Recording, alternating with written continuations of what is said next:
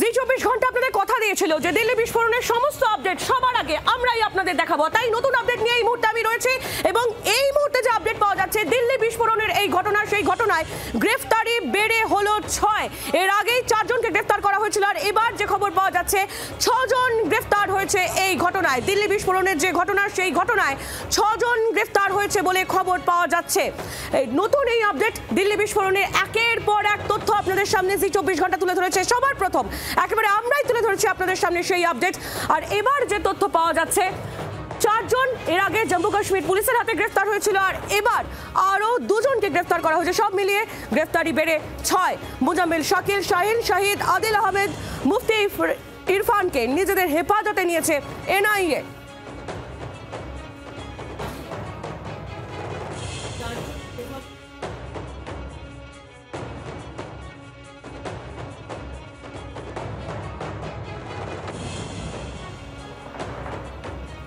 এর আগে 2 জনকে হেফাজতে নিয়েছিল এনআইএ আর এবার 4 জনকে হেফাজতে নেওয়া হলো। সব মিলিয়ে দিল্লি বিস্ফোরণ কাণ্ডে গ্রেফতারি বেড়ে 6।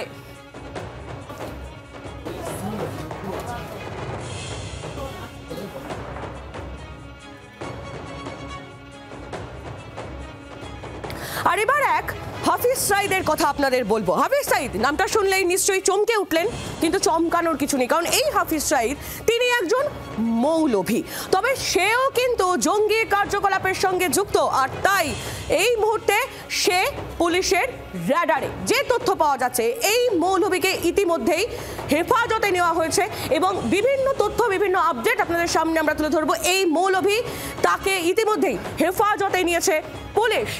দিল্লি বিস্ফোরণ কাণ্ডে হরিয়ানা পুলিশের হাতে আটক মৌলভী হাফিজ তৈয়ব শহীদ। আর এই মৌলভী হাফিজ শহীদের বাড়িতে পৌঁছে গিয়েছিল জি24 ঘন্টা। একেবারে গ্রাউন্ড জিরো থেকে কি রিপোর্ট উঠে এলো দেখুন।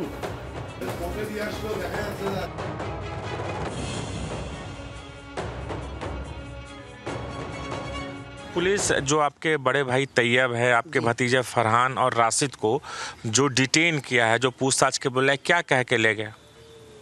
उन्हें कुछ नहीं कहा जी। उन्होंने आए बस और सड़क पे खड़े थे जी।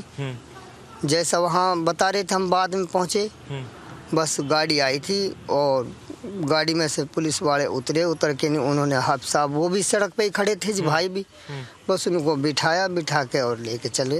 और फरहान कौन है? फरहान वो हाफिज साहब के बेटे हैं जी। हाफिज साहब के कितने बेटे हैं? 4 बेटे हैं जी। क्या क्या है? हाफिज साहब जो आपके बड़े भाई हैं उनको डिटेन किया है, उनके बेटे को डिटेन किया, तो बेटा भी उनके साथ मस्जिद में ही रहता है? जी अच्छा। हाँ, वो बच्चा उनके साथ ही रहता है जी। हाँ, और बच्चे तो गुड़गांव बड़े उसमें रहते हैं और वो बच्चा उनके साथ यहाँ रहता है। अच्छा। बाकी परिवार का तो ये है जी कि सारा परिवार जब से ये हाल हुआ इससे मतलब सदमे में है।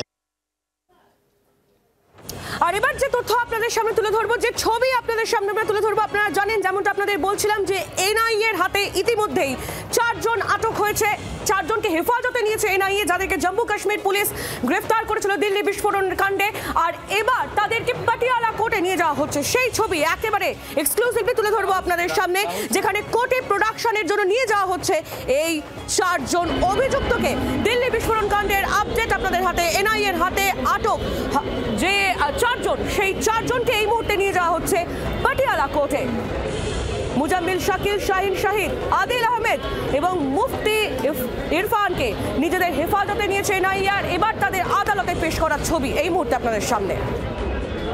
আগে এই 4 জনকে জম্মু কাশ্মীর পুলিশ তারা গ্রেফতার করেছিল আর এবার তাদের নিজেদের হেফাজতে নিল এনআইএ। আপনারা জানেন দিল্লি বিস্ফোরণ কাণ্ডের যাবতীয় তদন্ত এনআইএ এর হাতে তুলে দেওয়া হয়েছে এবং তদন্তকারীরা তারা দিন রাত এক করে ফেলছেন। দিল্লি বিস্ফোরণ কাণ্ডের একের পর এক নতুন নতুন তথ্য তার জেরে সামনে আসছে আর এবার এই 4 জনকে এনআইএ নিজেদের হেফাজতে নিল এনআইএ। তদন্তকারীরা তারা মনে করছেন যে এদেরকে জিজ্ঞাসাবাদ করে আরও নতুন তথ্য সামনে আসবে।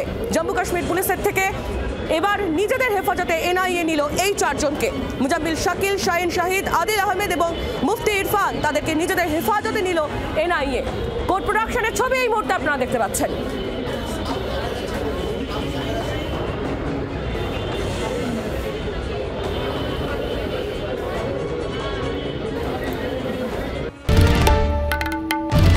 বাংলার আওয়াজ, বাঙালির আবেগ, জি24 ঘন্টা।